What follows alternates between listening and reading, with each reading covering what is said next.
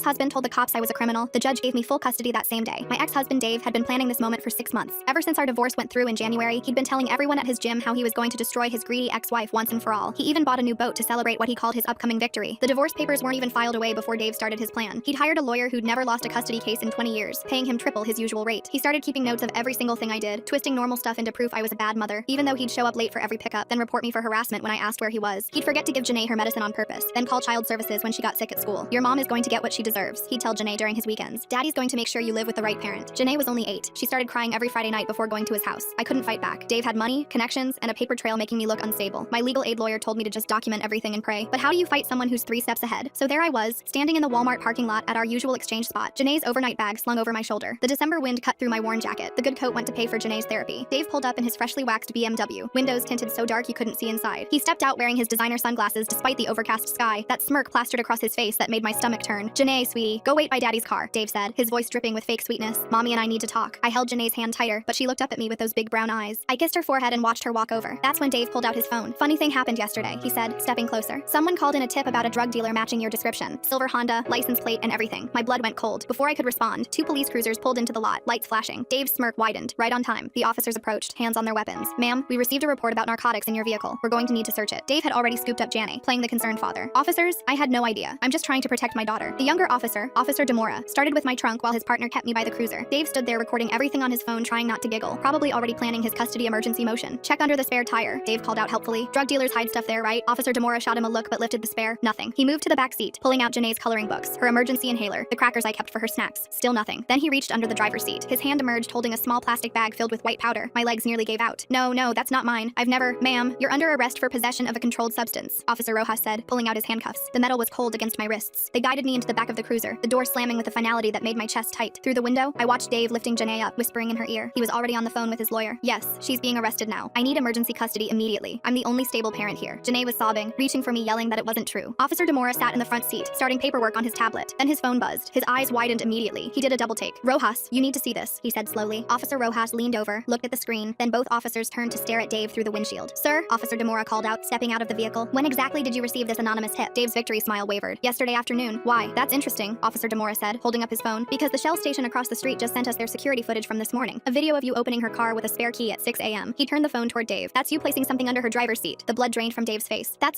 can't be. Officer Rojas was already unlocking my handcuffs. The timestamp matches the parking lot cameras at her apartment complex. We've got you from 3 angles. Dave started backing away, but Officer Demora was faster. You're under arrest for filing a false report, evidence tampering, and possession of a controlled substance. The handcuffs that had been on my wrists clicked onto his. Dave's lawyer dropped him that afternoon and his brother had to bail him out. His case and visitation rights were immediately revoked.